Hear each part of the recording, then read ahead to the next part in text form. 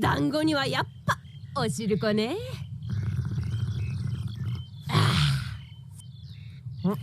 早いやつらはそろそろクリアするプログラムだからね。こらなんだ。一人は団子を口から取り食べやすくし、一人はそれを絶妙のコントロールで簡単なく少女の口を放り込んでいく。コンビネーション、絶妙のコンビネーションのなせる技です。早い、とんでもない速さだ。 What's going on, guys? Welcome back to another episode of Anime Kitchen. Now, Andy, I know you were sick when recording this intro, but you didn't forget the catchphrase, right? You know what I'm talking about. The show where we bring the food of anime and other media to life thing. Of course you didn't forget. What am I even talking about? Don't worry, let's just get back on with the show.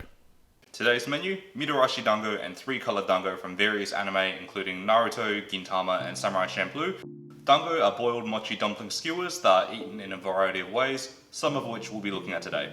With all that being said, aprons on, let's go. To begin, we're going to make the sauce for the Mitarashi Dango.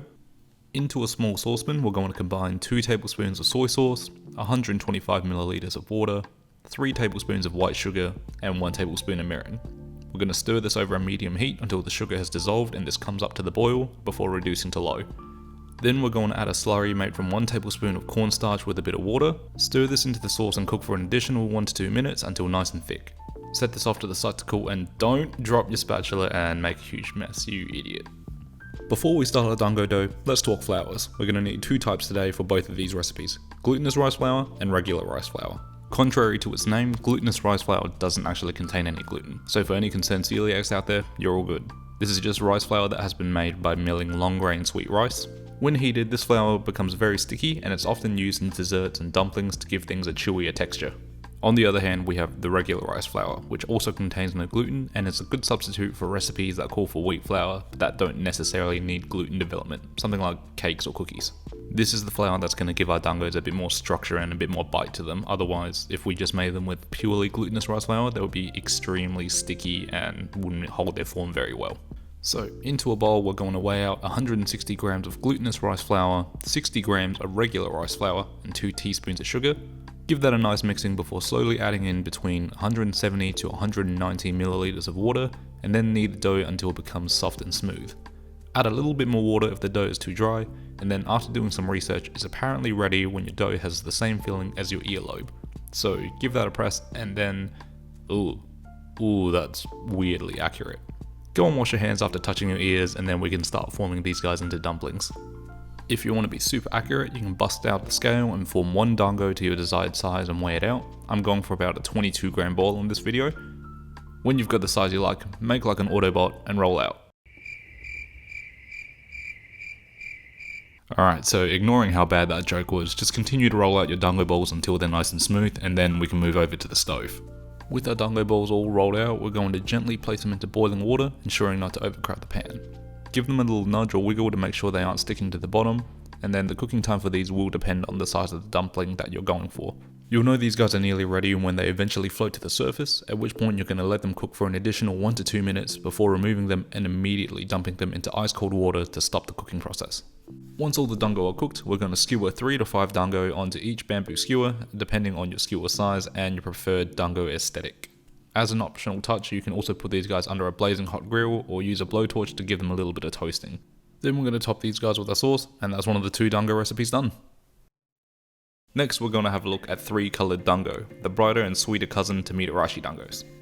In our bowl, we're going to weigh out 160 grams of non-glutinous rice flour, 40 grams of glutinous rice flour, and a whopping 60 grams of white sugar. Give that a good mix while adding in 200 milliliters of hot water. Once everything's mixed well together, we're going to cover this in plastic wrap and microwave on high for 3 minutes. Let this cool off for 5 minutes before kneading with a dampened wooden spoon or dampened hands until smooth and soft. If you're kneading this on a bench top, make sure you've got a bowl of water handy to keep this from sticking. Once again, we're going for that soft, supple, and weirdly accurate earlobe feeling dough. Next, we're going to divide this dough into 3 equal portions to start colouring. We're going to start by dyeing 1/3 of the dough green by adding in a slurry made from 1 teaspoon of matcha powder with some water. Just massage the slurry into the dough until you get a shade of green to your liking. When you're happy with how that looks, set it aside and we can start moving on to our other portion of dough. For this last third, we're going with pink. Mix this one on a plate if you don't want to utterly destroy your kitchen bench. Add a quarter teaspoon each of pink food colouring and strawberry essence to the dough, and just like the green, we're going to mix this until we have one solid colour that we're happy with. Now that we have our doughs all coloured, we're going to once again divide and roll the dough into even sized 22 gram balls before placing one of each colour onto our bamboo skewers, starting with green, then white, and topping with pink. And there you guys have it, two very different variations of dango, so let's give them a taste. Starting with our Mitarashi Dangos, these ones turned out perfect. The dango is very soft and chewy, you get those toasted flavours from the charring, and the sweet and salty sauce is a great pairing that makes them very easy to eat. Now let's go for the 3 colour dango. If you're not into super soft food, these are definitely for you, as the larger amount of regular rice flour give these guys a much firmer texture. The strawberry and tea flavours come through beautifully and help to accent the sweetness of the dango itself. Perfect for pairing with a cup of green tea. As always guys, thanks for watching today's episode, subscribe to the channel and let me know what food from anime and other media you want to see in the future. Join me next week where we'll be tackling the katsudon from Yuri on Ice, and until then, roll up your sleeves, slap on an apron, and I'll see you in the anime kitchen. Peace.